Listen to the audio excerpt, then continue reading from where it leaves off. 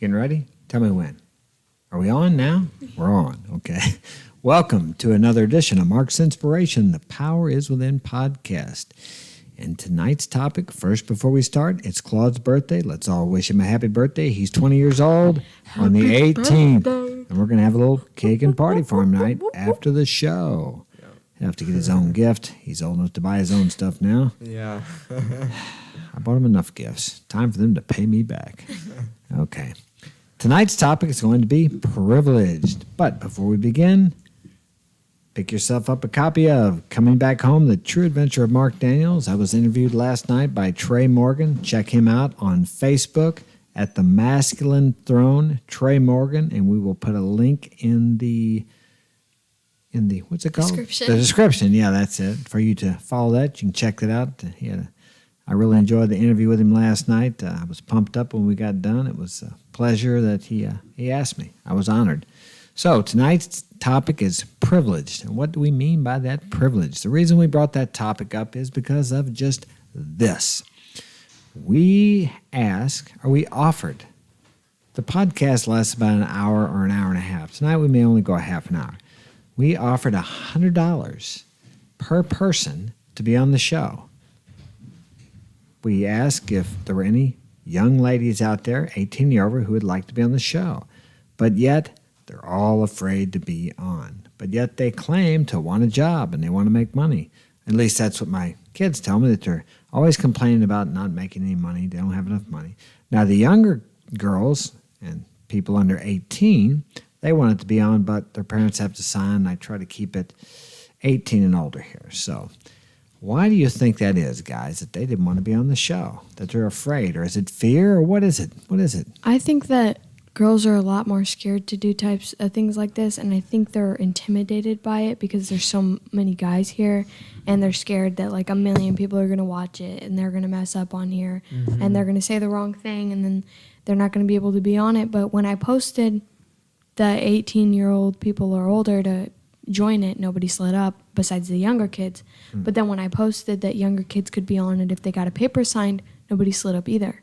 And I think that what it is like, since I posted 18 or older, they were like, oh, I should slide up and be like, oh, I wish I could do it. But then when I posted it and they had the opportunity to slide up and do it, they didn't say anything. So fear is the underlying problem here. Yeah, I feel like they're afraid to get shut down by the males. Well, but nobody's going to shut them down. Yeah, We're not here to attack them. We mean. just really want the opinion of the ladies is what we really desire. Yeah. We have Paulina here, but we'd like to get some second opinions. Kind of like when you go to the doctor and you have a bad diagnosis. Yeah, and then a whole bunch of guys were sliding up, and they were like, why do you guys only need girls? Like, what's the problem with guys being on there? And I was like, well, we have about 5 of them. Nothing wrong with guys. We have no trouble in getting guys on here, but it's kind of like, does it kind of relate to the social anxiety thing? Because I help a lot of guys that say they have social anxiety. I see many people posting things and photos, but I suppose it's because they have control of that, and maybe they feel like they're going to be out of control here, or be asked something and they won't know to answer. And I relate that back to like in school. They teach us in school, as they do you, that it's bad to fail. Of course, if you get an F on your report card, it's like, oh man, terrible, you failed. But the path to success is paved with failure. You have to fail. Fail until you succeed. So I make mistakes all the time on here. What does it matter? It's a live show. We don't edit it. I don't edit my videos except the beginning and the end. If I make a mistake, I make a mistake. Nobody's perfect. I know that's one thing that kind of aggravates me that I see a lot of people do. They chop their videos up.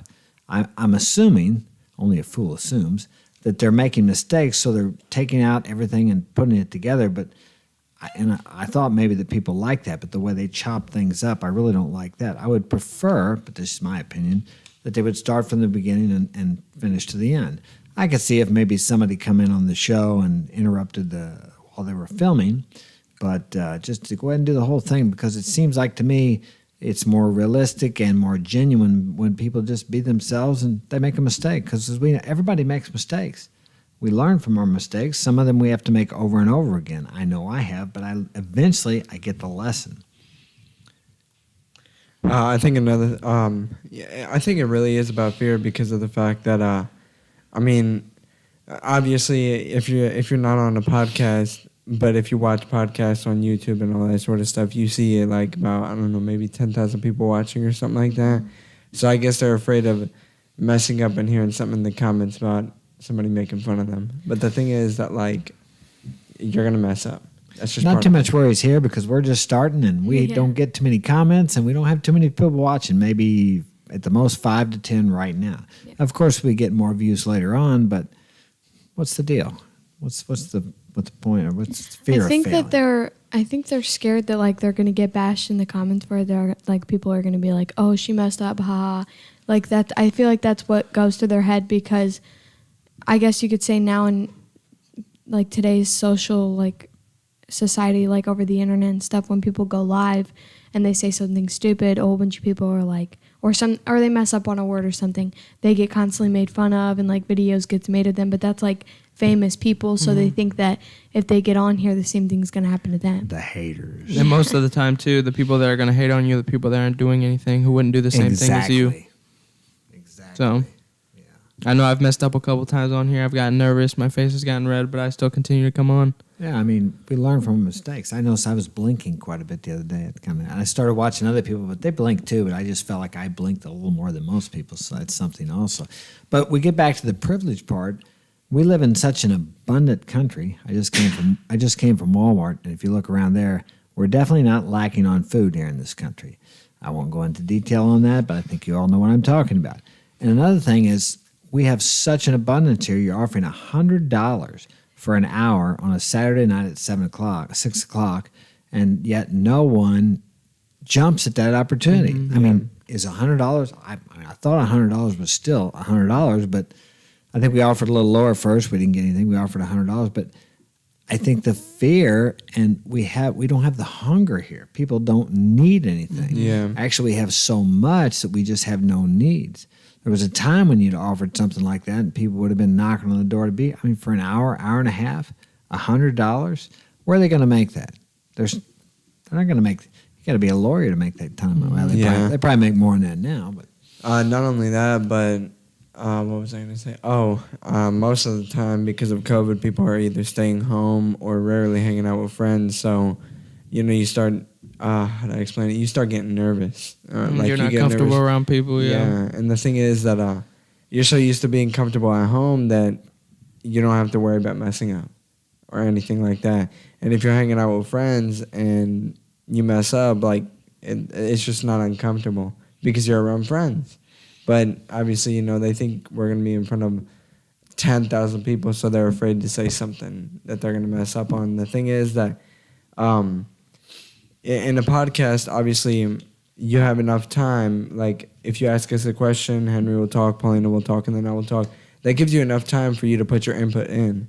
Or think about something before you talk, yeah. Without messing up or without losing your train of thought.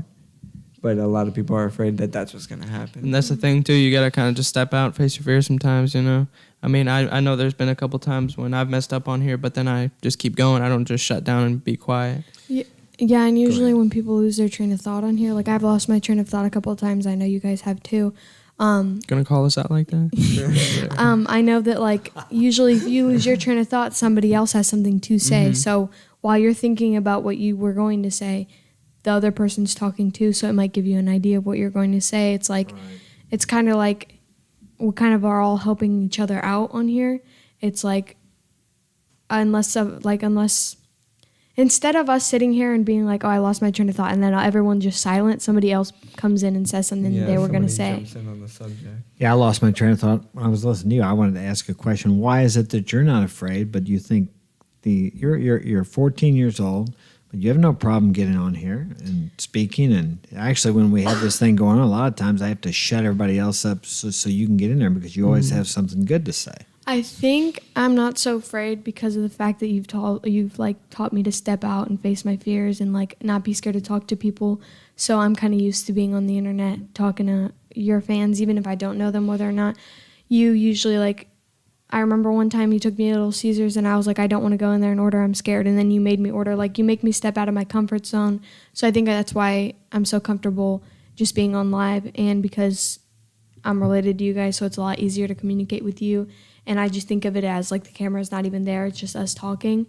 So, and I'm not so afraid because I never mess up. And I'm just kidding. But I think it's mainly because of what You're you humble too, right? yeah. And I think it's mainly because what you have taught me, like growing up, is to step out of your comfort zone and do something, and I always feel better afterwards. Yeah, that was something I was going to bring up, and I'm always nervous before I do it. I was nervous before I fought when I fought amateur and professional, but I always felt great after I did it. Even if I lost, I felt better than I know I would have had I backed out and not stepped into the ring. And it's the same thing. I have the same nervousness and edginess when I get ready to do a show, just like everybody. But when I get done, I feel great. So what I would say to our viewers and subscribers is you have to step through the fear to get what you want. The only difference between you and the person you admire that's successful, that you would like to be successful by that person, is that person stepped through the fear, and on the other side of your fear is what you desire, whatever that may be. But you're never going to get there if you back away and curl away in fear. If there is a devil, it's fear. It destroys fear and doubt. Sparty said, "Hey, Mr. D, man, nice to see you." What's up, my man? Good to hear from you. That's one of my It's Sparty. Sparty from. Fortune, you're ready? Yeah. No, but we have two Sparty Fortunes. I can't remember from Uzir. Yeah. Is that the one? Okay. Hey, good. Glad you're here, man. He's been with me since I started. He's helped me and encouraged me, and yeah, this is Paulina's over here doing this here because she thinks it's Sparty Fortune, the dating coach. It's another Sparty Fortune, my loyal follower. Another thing I was gonna say is that all these people are afraid to be on, on camera and all that sort of stuff. But you got to think about it. Think of a movie actor. They're making a movie. They're gonna be watched by millions of people. But they're not- Millions of people that are just sitting there waiting to hack them for the mistake they made. I mean, But people are like- always hacking those people.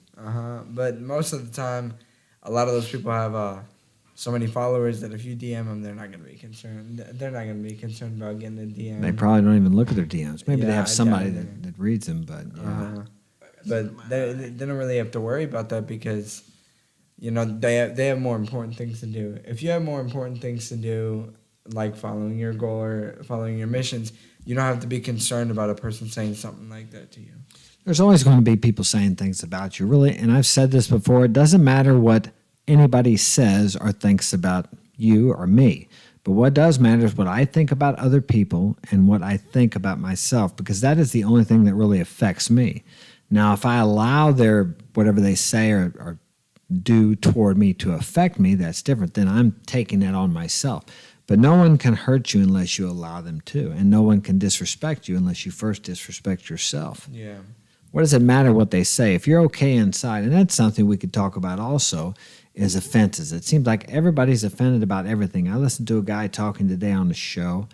It was something about, and I know nothing about this because I don't watch the news, something about the royal family said something about racism, but the guy that was talking about it was talking about how he felt about things. It has nothing to do with the facts, but he felt like this person said it like this. He felt like, and it amazes me today how so many people they talk about how they feel instead of what is the fact of it.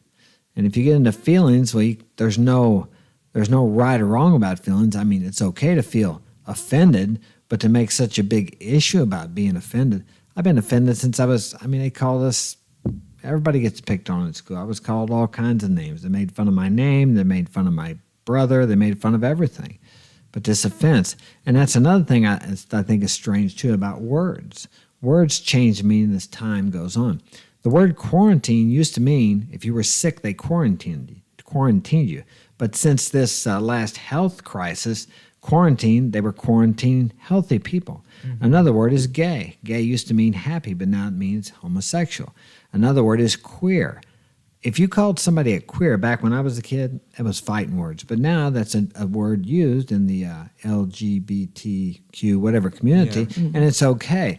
So words are relative and accepted to the time and the culture. What's okay to say today, 20 years ago, may have been a hateful thing to say or considered a hate word. And then 20 years from now, it may not be okay to say it again. So it's funny how that changes with the mood of the people. So, and also, it is just a word. It's really, and they talked about this on this show today, it's the inflection. It's how the person says it, how the person says the word. the emotion involved in the word and what the intention of the sayer. 85% of communication has nothing to do with the words we say, but it's how we say them, the body inflection, the movements. Facts. I don't know. I can't think of anything. I was listening to what you were saying, but Yeah. I don't know. I don't have anything. Well, think to comment about that then. Think about this. Well, let's think about words. The word no is a good example here. Someone says no, someone no, and then there's no. And Yeah. no, I don't think so. So there's a good example right there of the power of words. People don't think about how powerful words are. When you say them to other people, there's something I read, death and life are in the power of the tongue. Those who make it a friend eat of its fruit. Very important what you say to others, very important what you say to yourself, because you're programming yourself with your words. Now, is there any time in your life where you've experienced that? Have you ever said something to yourself over and over and then found yourself doing it? Or watched your friends? Listen to the way they talk. What are they talking about? If you listen to what they speak about, there's another thing that a good saying that I like is from the fullness of the heart or the subconscious, the mouth speaks. You can tell what a person really is like if you listen to their words. You can tell what position they are in life by listening to what they talk about. What do they speak about mostly? Yeah, back to the subject of privilege is that there's so many people that are privileged nowadays that they don't have to get up and do anything. Like, they can just sit there at home and hate. yeah. And hate on people through the buffer of cell phone or internet or whatever. And there's a lot of haters out there. I would compare it to like people in the car. When I used to run a lot, people in the car would yell at you or do things in the car they would never do if they met you on the sidewalk. If they met you on the sidewalk, they would walk around you. But when they're in the car, they're really brave because they have that 2,000-pound or 4,000-pound vehicle to protect them. Same as when they're talking on the internet here. They have the buffer. They can't really get to you. What do they call those guys? Internet warriors? Yeah, that's what they're called. So what kind of hate have you experienced through the internet or through messaging and different things like that? Do you find that people are more, how do I say, vicious on social media? Yeah, That's probably a stupid question. I've had a lot of people come to me on social media and like say really rude things to me, and then we'll go back and forth at each other, and then I'll see them in the hallway at school and they'll just walk right past me and they won't say anything. So there's been a couple times where I've confronted that person in school and then they ended up apologizing to me after I was like, oh, so you're saying this, blah, blah, blah. And they would end up apologizing to me because I'm pretty intimidating apparently at school. So when a lot of people at my school are scared of me, and it's not like a flex or anything, but like a lot of people are, and I think it's mainly because of who my brothers are, because that reflects on me a lot. So usually when I go up to somebody at school or I'll confront somebody or I'll tell them, I'm like, okay, meet me here, we're going to talk about it, blah, blah, blah. They usually either say no or they'll like have their friend, like, I don't know how to explain it, protect them. Like have them like be... Hold them back or something? Yeah, hold them back or like stand by them, or like their friend will be like, oh, I'll protect you from her, because they're too scared to come up to me, but they'll say it over the phone. Right. Because I can't like jump through the screen and go and say something to them, so they're different in person than they are over the phone. So when you guys are in school, do you find people that are in want or in need, or does everybody pretty well have everything they desire? Because it seems to me that around here, everybody pretty well has everything they want, because if they won't come here for $100 for an hour, we're not too hungry around here, that's for sure. Usually at school, a lot of kids have mainly everything they want, or at my school they do. They like to flex their iPhones, they like to flex their money, they like to show their Apple Watches. And how many of those iPhones you think are being paid for on a monthly basis? All of them. Yeah, there you go, see. I pay for my own. Like I've been getting my own money and I've been paying for my own phone bill, but these kids, their parents pay for it and they don't do anything. Like they usually get everything from their parents, usually because they're either a lonely child or there's like 2 or 3 of the kids. There's never like as many of kids you have. Right. Yeah, I mean, when I was in school still, I remember a lot of kids wanted a lot of stuff and they would do work and everything like that, and still a lot of kids my age work for what they want because they're older now. You know, they're adults. And I mean, when I was in school, if we had the podcast and I was looking for somebody who wanted to be on it, I could get people easily. But I guess Paulina's generation, Frank's generation, they get stuff easily from their parents because it's easier for them just to give them something instead of having to watch them all the time or having to pay attention to them all the time. So then what you're telling me is maybe sometimes the parents just kind of pay them off instead of spending time with them, or they're too busy to spend time with them. I think I've noticed that in society too. Here we shovel our kids off to daycare, and what we're telling our kids inadvertently, not overtly, but inadvertently, is money, things, and material is more important than you are, because we both have to work. I hear many people say, or I have heard people say, well, I wish I could stay home with my kids, a woman maybe. Well, but we just can't afford it. It takes two. But yet I see people living in $500,000 homes, driving 2 Escalades. They have a boat, a lot of them, and they have so many things in their garage. It's a 2-car garage or 3, but they can't get 2 cars in there. Plus, they have storage sheds. Well, obviously, if you have to have 2 jobs to support all of that. So basically what that says, without saying it, is these things and this money is more important than my children.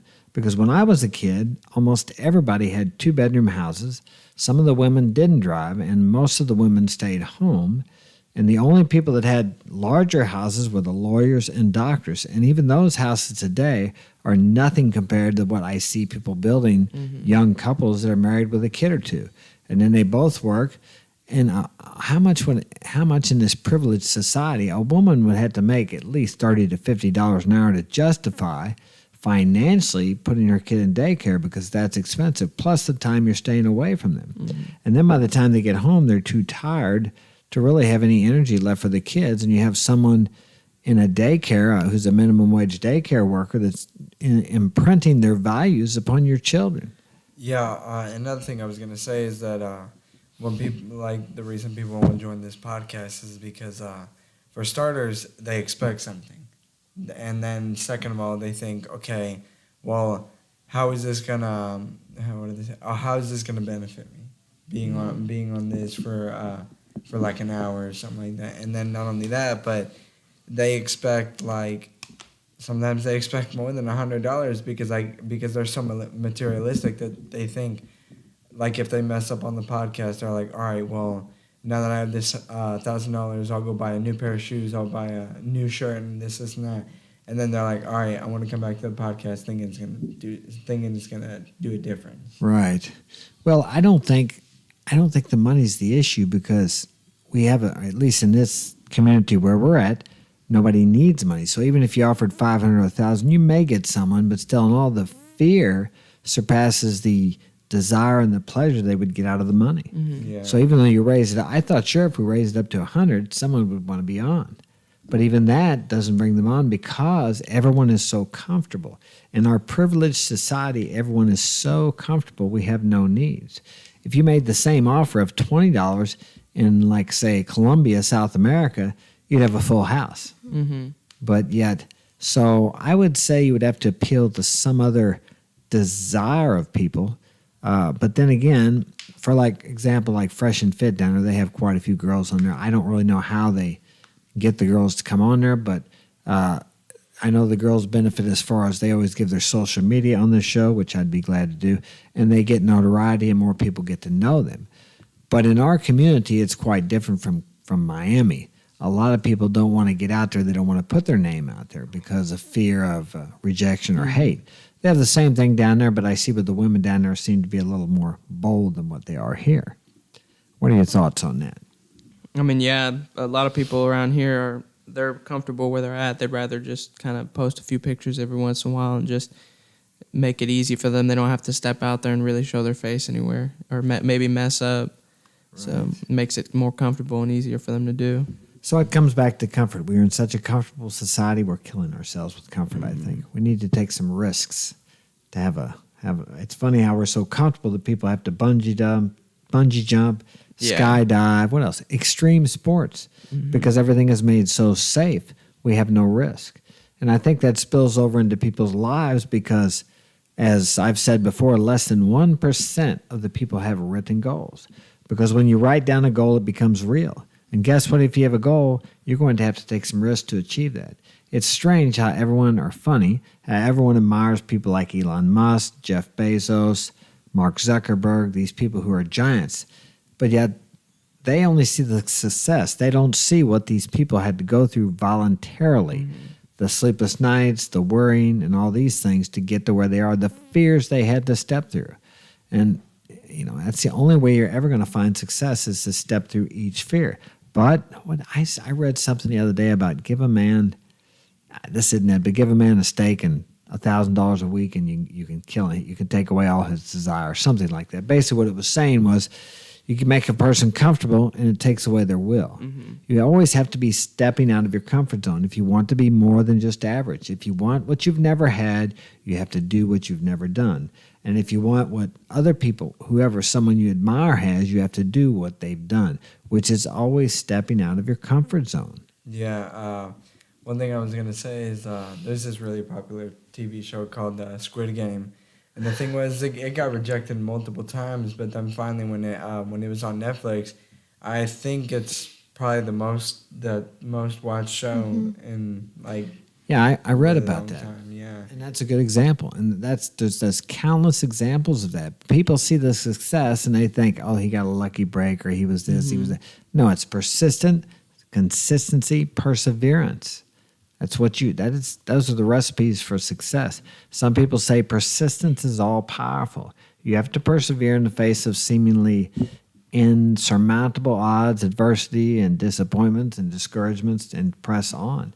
Everyone that's ever had any kind of success, and I think at the moment of Thomas Edison, everybody knows this one. He tried 10,000 times to create. He needed a filament for the light bulb because it kept burning out. So a reporter asked him, he said, why do you continue to try when you failed 10,000 times? And Thomas said, I haven't failed 10,000 times. I've discovered 10,000 ways that it won't work, which brings me one step closer, one more try closer to the way it will work. And of course, now we're sitting here under all these lights because he didn't give up. Mm-hmm. People don't realize it's you have to persevere. You have to press on.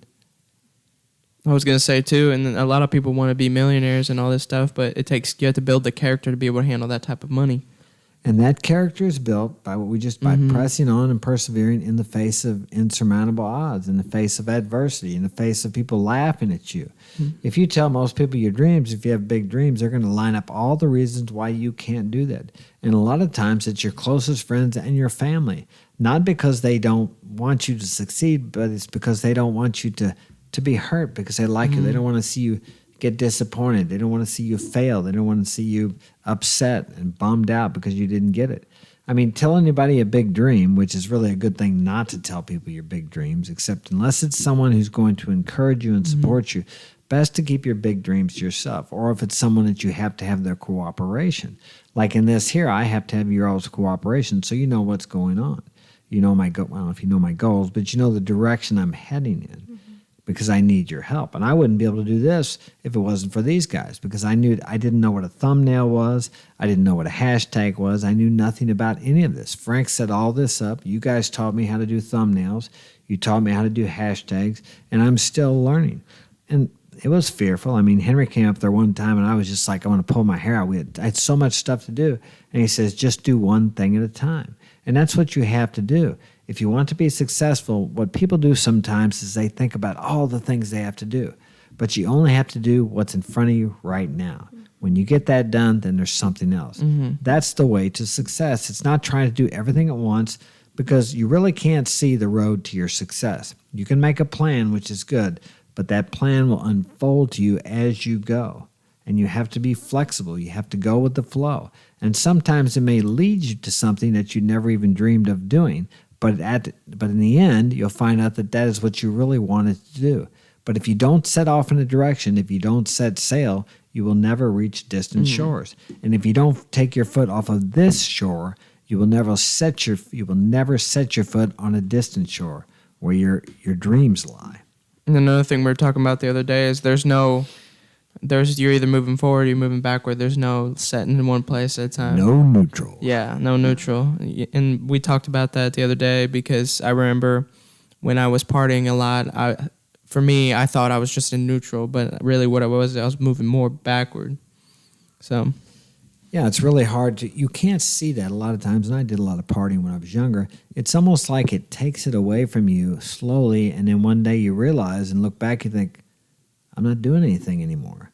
But it didn't happen all at once. It just happened over a period of time. So to be successful, first off, you have to get out of your comfort zone. And that's where we began this podcast, talking about how comfortable people are and how they're afraid to step out and get into the limelight. Here's the deal. You never know. I talked to a girl one time at the tanning place, and she was dressed like a lot of girls dress around here. They just don't. The only time I see anyone dressed up around here is on prom night. Okay. Occasionally there's somebody, and I'll say, if it's a woman, good looking, I'll say, you're not from around here, are you? And she says, well, how can you tell? By the way you're dressed. I told that girl at the tanning place that one. She was a nice looking girl. I said, look how you're dressed. Oh, I'm just coming to work. She had her hair pulled back, pair of sweats on, and some shirt with some writing on it. And she says, well, I'm just coming to work. It's not like, it doesn't matter. I said, you never know. You might meet the love of your life might walk in there tonight. And here you're dressed like that. You'll be wishing you were dressed good. She said, no, I don't think so. But I remember the night Mark and I went to Walmart. Yeah. And we're in there and we see these 5 guys. They look like they're in a rock band, right? And I'm like, so I went up and started, because I can talk to anybody, okay? I went up and started talking to them, and sure as hell, they were from a rock band from Perth, Australia.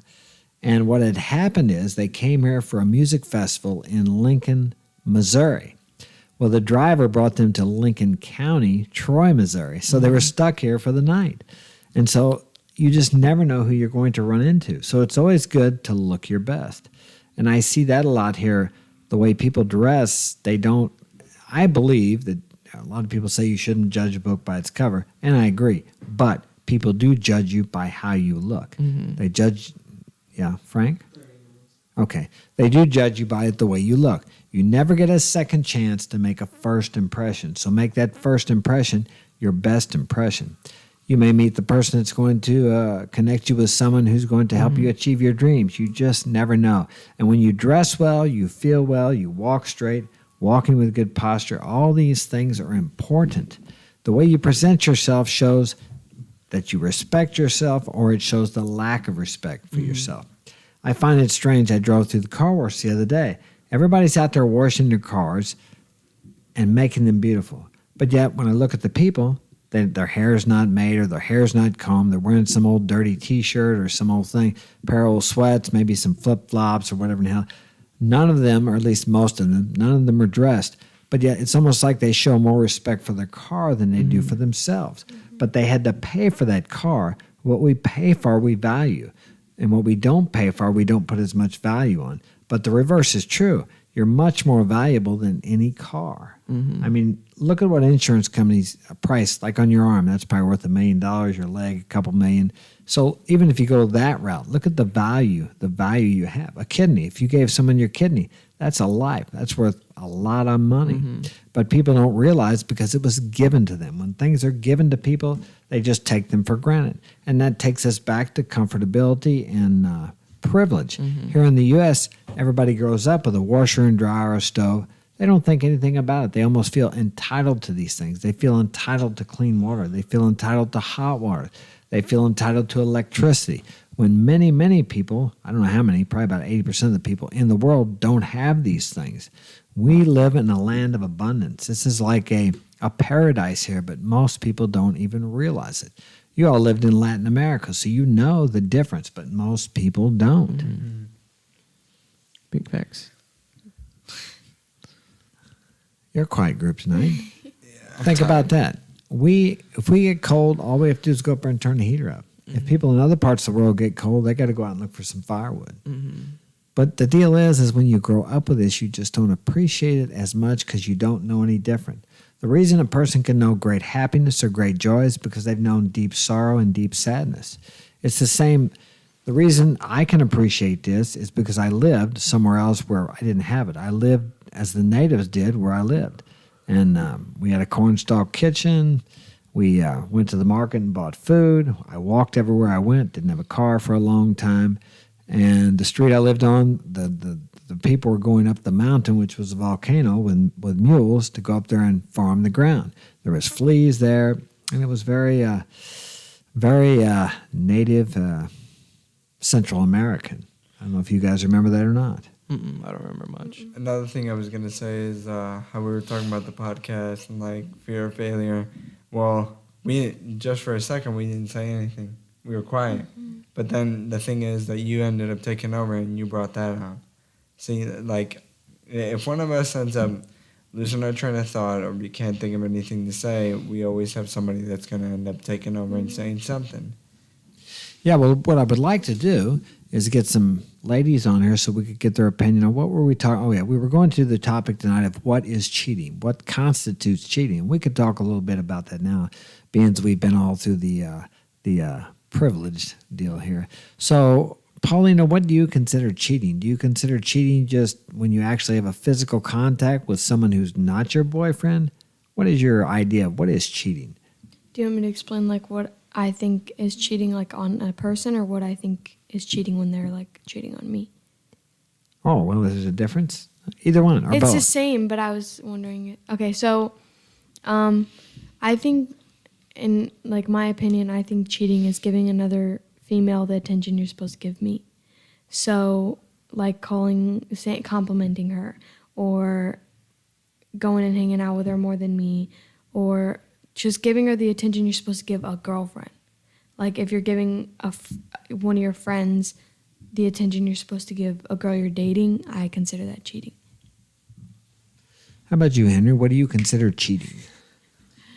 I guess my opinion would be kind of what she said, but for me, it's kind of reversed. I mean, I'm going to talk to who I want to talk to.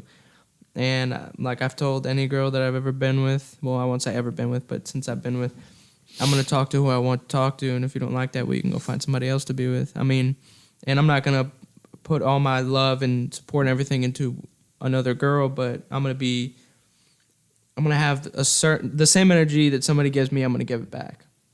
So if I have a girlfriend or something like that, and then I'm talking to another girl, she's flirting with me and everything like that, flirt back, you know. I mean, I just think differently. A lot of guys wouldn't agree with what I say. I've told friends about it, and they're like, "Oh no, I couldn't do that, man." But I get more attention from my girl when she knows I'm talking to other females. If you're not lying about it, it's not. No, I'm usually, 100% honest Usually about it. we construe cheating and lying that kind of goes together. What about you, Claude? What's your conception of cheating? Shoot. I mean, how would I explain that? I've never really thought about this, but I think, okay, like for a good example is if I'm talking to a woman or I'm dating her, it's as easy as if I'm talking to a girl. If I'm talking to you, you're not allowed to have guy friends. I don't care if you want guy friends. You're not allowed to hang out with any other guys. And the thing is that like. And some people would call you insecure, controlling, and small. What do they say? Small dick energy. I think that's what they say. That's what they say. But I think I didn't know how I could abbreviate that, but that's the best I can do. I think cheating is like it's pretty much like doing something and then hiding it until another person finds out about it. Doing something physically or something online, or It can be like online, or it can be like physically. Like you could be talking to another woman on here's a good example. You could have two phones or two Snapchat accounts, and you could be using one to talk to other girls, but then you hop on your other Snapchat where all you have is like guy friends, not any other girl. So let me ask you this question. I'll ask you, Polly, first. Do you think when you have a boyfriend that you should have no, how do I say, he should be able to look at your phone whenever he wants to, and you should be able to look at his whenever he wants to? Yes. Good answer. I'm surprised most people don't think. What do you think about that, Claude? I'm sorry, say that again. He's asking if I disagree. he's asking if Just a moment. We'll give you your chance to jump in here. if there should be a point where a guy's able to look at your phone and you're able to look at his phone. Shoot. Honestly, I just think that you just shouldn't look through my phone. I mean, like, okay, here's the thing.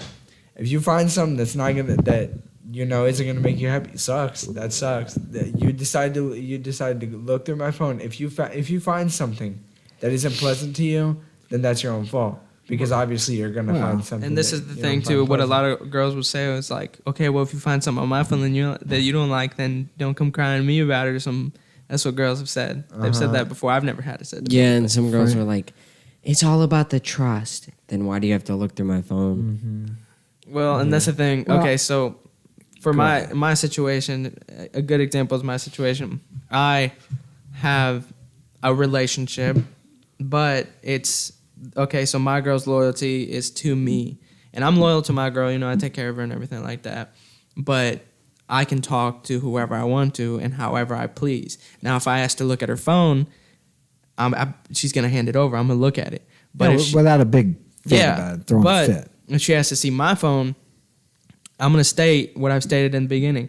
You know, I talk to other girls, so if there's anything you see that you don't like, you know, well, sorry about it. You know? I think the reason why I think that it should be allowed is because the person I'm with now, we don't have that type of relationship. Sparty, We have a relationship where it's like we have a relationship where it's like your loyalty is to me, my loyalty is to you. You don't talk to other girls, I don't talk to other guys.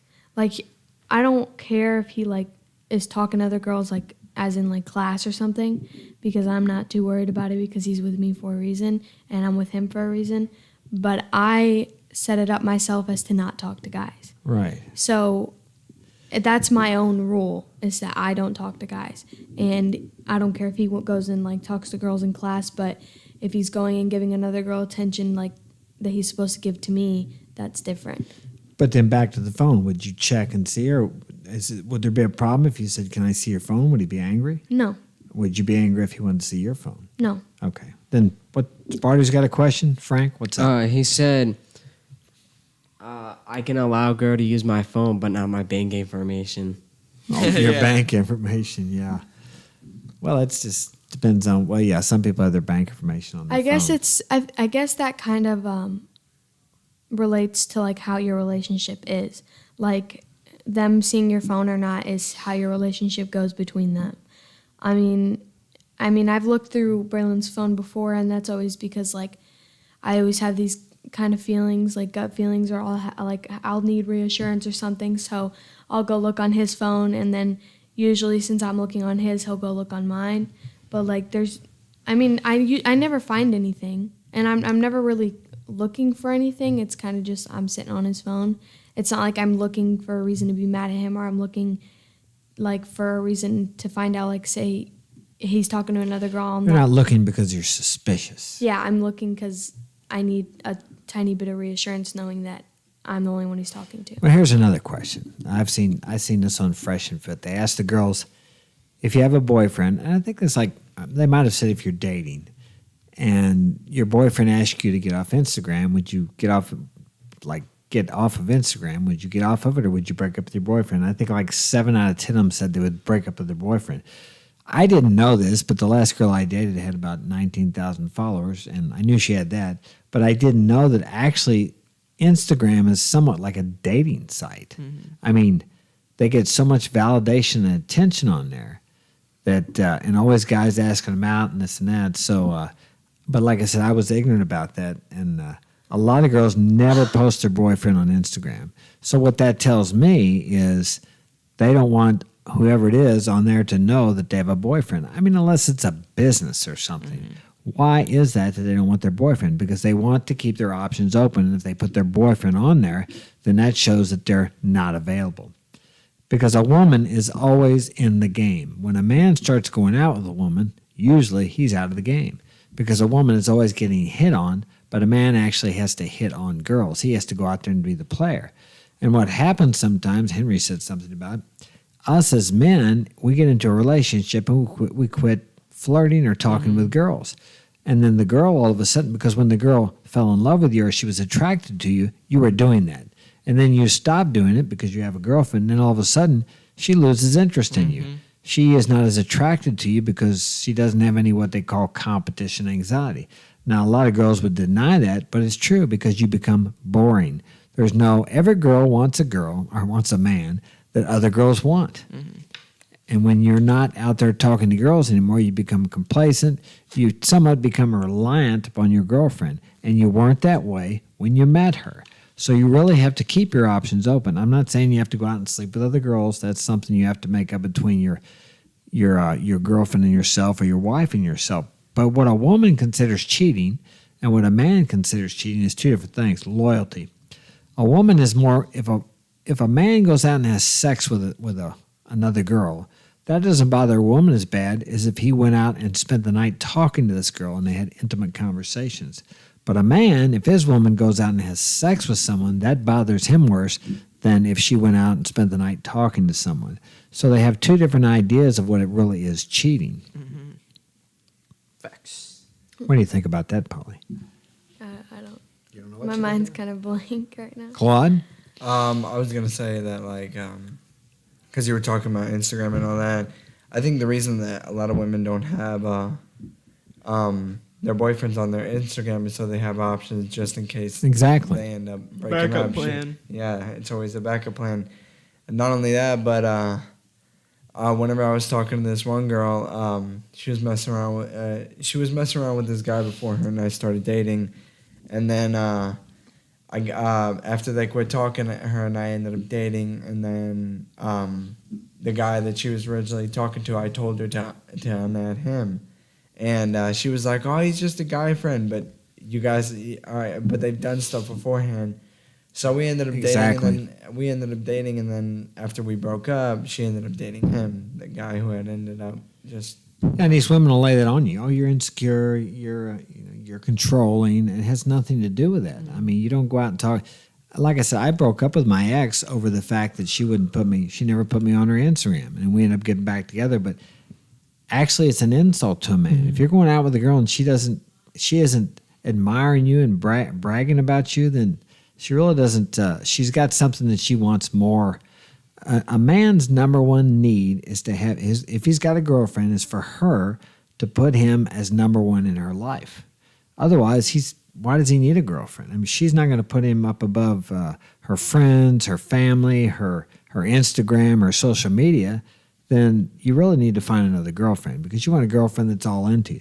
If a girl really loves you, she'll leave her family, she'll leave her home, she'll leave her school, and I've experienced that. And I've also experienced the other, where I was way down on the list, and that was one of the reasons why I left her. She was a beautiful girl, but I'm not going to be way down the list. I'm just not going to.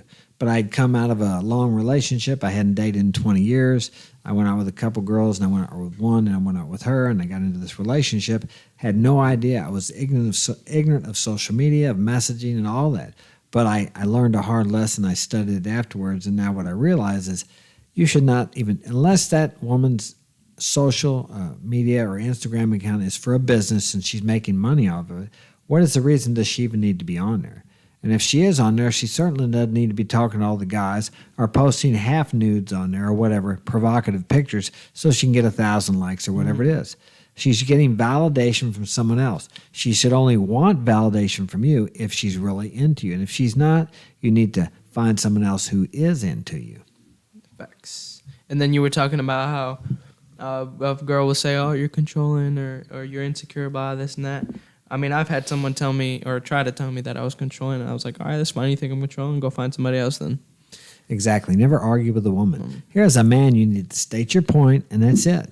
Why argue? If you believe what you say, you start to argue with a woman about it, and that's just showing her that you're trying to get her approval. And at the same time, too, if you say something like, go find somebody else, you have to mean it. You can't just say it to try to get results. Exactly. And at the time when I said it, I meant it. I was like, whatever. Find somebody else then. Which ended up working out in my favor. But the way I always was, like I said, I was rusty when I was in this last relationship. I several times thought about telling her you can be replaced, and she could, and she has been replaced. But I used to, before, I would allow a girl to walk out the door. Now, I may not want her to go, but I'd sure as hell let her go, and I'd never talk to her again. In this case, I had to walk away, and I would have never talked to her again. She contacted me 6 or 8 months later, and we talked back and forth, but I have never went and seen her again. She's a beautiful girl, but a man has to men value loyalty and respect. We have to have respect from our woman, and if we're not getting respect from our woman, then we are not respecting ourselves, because people treat us how we teach them to treat us. If we tolerate that, then we're telling them that we don't think we're valuable enough to be treated better. I like the old comply or goodbye.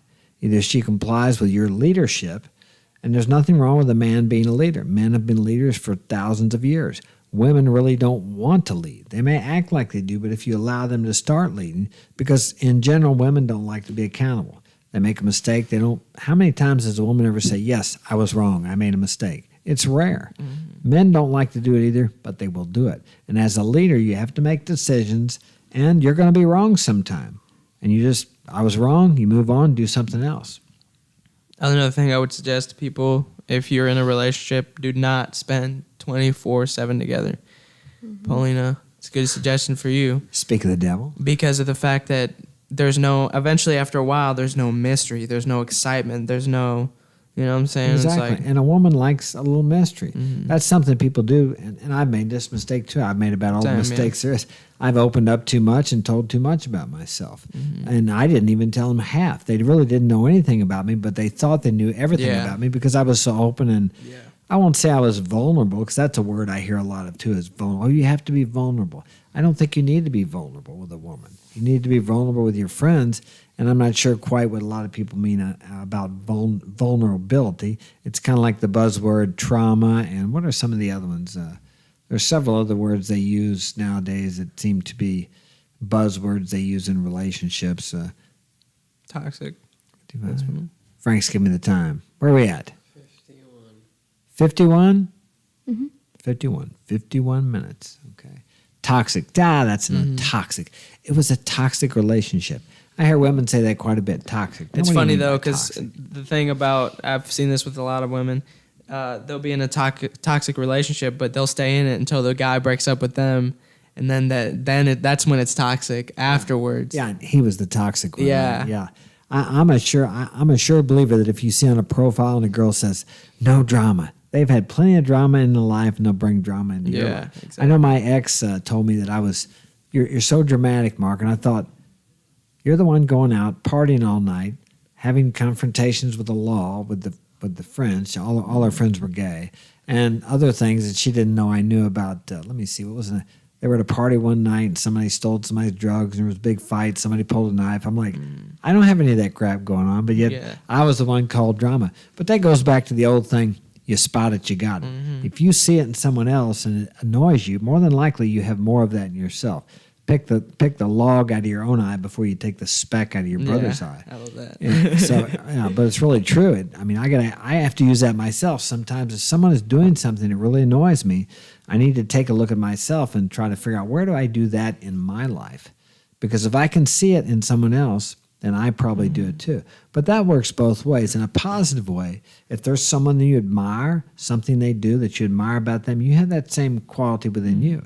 And if you are not expressing it, it is there. The ability to do that is there. You guys aren't gonna say nothing else? I've been working these guys pretty hard. They're about wore out. They were wore out last week, and we've been working a lot lately. So I got them tired. Yeah, I'm exhausted. Plus, I've been drinking that sipping syrup. That's what syrup and syrup. Was it melatonin? Yeah, it's like it's the drink that like just makes you real sleepy. It just helps me relax and be calm and everything. Yeah. I like it. Well, one thing I was gonna say is, if you're hanging out with a girl you've never hung out with before, or if you've hung out with her beforehand, when you hang out with them, don't immediately get on your phone. Because obviously, like, if it's the first time hanging out with a girl, they're going to sit there. I was going to say, go ahead. Yeah, they're going to sit there and just not do anything. So don't get on your phone and then be like, oh, you can sit down. It's like, just get off your phone and, like, actually have a genuine conversation with somebody. Well, like we were talking about earlier, how bold haters can be on message and everything like that. It goes the same way with guys who are talking to girls. They're so bold over message, they get around them. They're sitting there on their phone the whole time. You know, oh, I'm gonna do this. You have to. And one of the reasons that they want to hang out with you too is if you're that bold over text, they think you're gonna be that same person in person. You know, but the moment that they realize that you're not that guy, they lose attraction to you. Yeah.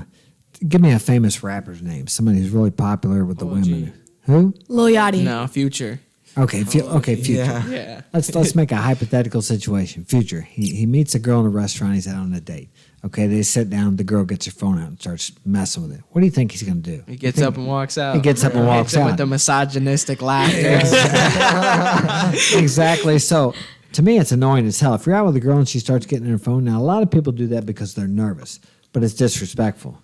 They need to put their damn phone down and pay attention to what's going on. And but if she does that, I don't have time to sit with somebody. I had my last girlfriend did that crap to me. I said, "Put your damn phone up."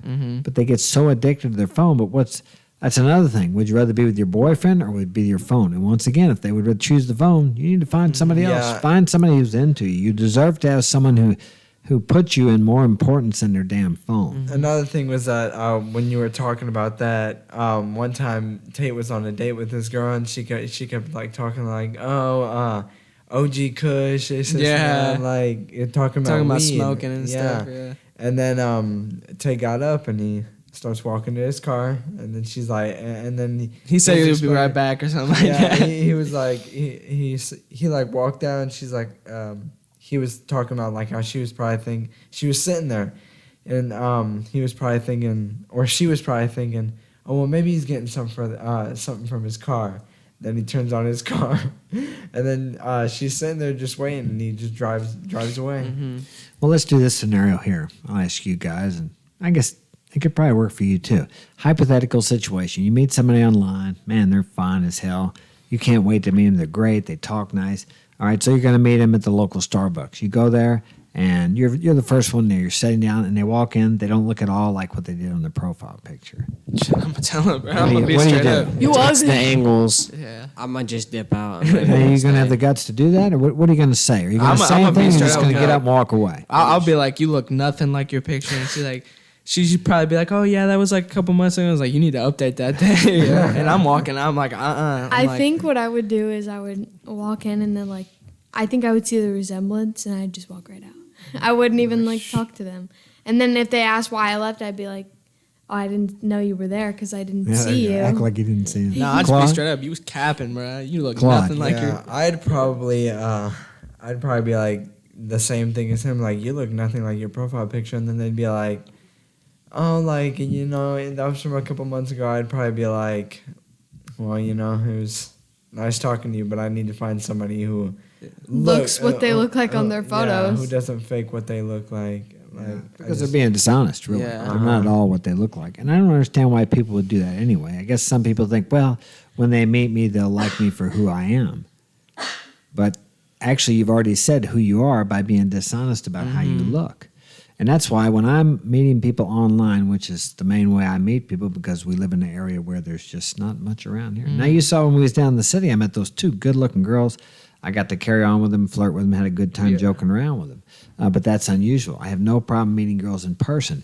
But what was I going to say? I lost my train of thought there. We're talking about, meeting girls online. I always get them off the app and either get their phone number or their WhatsApp, and I have them send me, first, a photo with a peace sign or a spoon to make sure it's them. Second, some real-time photos because 9 times out of 10, they don't look at all like their profile photo. And I have them stand in front of a mirror so I can see their body. I mean, it sounds kind of brash, but if I met them in person, I wouldn't have to ask for that. But a lot of times you'll see these girls that post photos of their head, or they got the like this here. You can't tell what they look like, and I'm not into heavy girls. I like girls that are really in shape, like an Olympic sprinter. That's what I like. Okay. And you can't tell unless they do a shot in front of a mirror. Yeah. So I'll ask, I said, I would like to see full body shots. Now, I usually tell them with clothes because so many guys ask for nudes. Yeah. And preferably something in a swimsuit. And if they do that, then the ones that are really legit and are somebody I would like to meet are the ones who do that. But then again, 9 times out of 10, they don't look like their profile photo because they use these filtered photos and they may be old, they're not current or whatever. My profile photos look like I do now. Now, a couple of my photos may be 6 months old, but I don't look any different now than I did then. Mm-hmm. Exactly. So it's like false representation. You need to present yourself as you are today. Mm-hmm. Exactly. Another thing I was gonna say is that like there's I don't know how to say a lot of people wear a lot of makeup because of the fact that they don't look like they do on in real life. Like there's a lot of good-looking women who look good without makeup, and then there's a lot of women who look good with makeup, but under that makeup they look bad. I like the ones, for example, my first wife, she was pretty and she knew how to use makeup. She didn't put too much, but man, she really looked good. Now, your mom, she looked really pretty without makeup, and sometimes she would use a little makeup. And then my last ex-girlfriend, she didn't use makeup hardly at all, and then she started using a little bit. I think she uses a little, I mean, I don't see her in person anymore, but I think she uses a little too much. I don't like a lot of makeup, but I know with the Latin girls, they're usually dark. They have a dark tan, a dark complexion, so they don't need as much makeup. Yeah. Maybe a little eyeshadow or something. But makeup, it's really good, but it's an art. You have to learn how to put it on. And many girls put way too much. I know the Ukrainian girls, they use way too much makeup. I don't know what they might look like when you take that off. Yeah. But on the dating profiles, they have those filters that actually Yeah. smooth out their face or something. Yeah. And Paulina was showing me one that actually changed the shape Yeah. of your nose and your face. And I guess a girl may want to do that just so she can get validation, like more likes and that. But if you're on there to actually meet people, maybe there's a lot of girls and maybe guys too that really never plan on meeting anybody. They just want the validation of likes and people chasing them. Because a good-looking girl, I've heard they have hundreds of messages in their inbox. Yeah. Shoot, what was I gonna say? There's certain women that I see that I'm okay with them wearing lipstick, but like I can't stand women that wear like lipstick, like red lipstick. I Dark don't know why. red. Yeah, I kind of like red lipstick on the Latin girls. yeah. Like I'm okay with that, but like. I think I know what these, you're talking about. If they're yeah. light skinned, they got like this bright red lipstick on. It's like these. I don't mean these white women. I can't stand. I can't Yeah, stand. you guys what like they're wearing. you don't like the white, but you like the lighter blue eyes, and Sometimes I just I do, don't. shoot. I like yeah. brown eyes and dark hair. I like that. All you guys got brown eyes. I got the blue eyes, and I know usually the Latin girls like my blue eyes, but I like their brown eyes just as much. I like women who like. What's your I guess, preference, Claude? Tell us your More preference. like foreign women. I don't like all these American girls. What type of foreign women? European women? Yeah, I kind of like that. Yeah, more European women from like England, all that sort of Yeah. stuff. Or what's that one place? Ukraine, What's that, France, no, Spain, I can't remember what it was. Russia. Paris. No, I can't remember what it was, but I just don't like American women because Brazil. most of them nowadays don't really try to look good. I'm not much for American women either. I used to be, but they're different. So she's an American woman, but she's my daughter, so that's okay. Tell me this: what do you think about these women that have that septum? I call it a hog ring in their Oh, nose. yeah. I've seen some really beautiful women when they got that in their nose.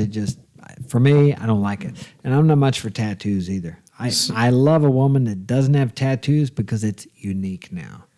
I think some girls look hot with the septum piercing. You like that? Now, see, Yeah. I don't like Well, it that. depends on who's it on. Yeah, that's true. I don't care who it's on. I just don't, because it reminds. I grew up on a farm, and the only people or animals, hogs, had that in their nose to keep them from rooting up the ground. So when I see that, I don't mind a nose ring here on the side, but I do not like that septum. It reminds me of a hog, a pig. Yeah. I don't really like it too much one thing that I really do like is if they have either like the hoop on one side or if they just have stud. a stud. Yeah, I like that.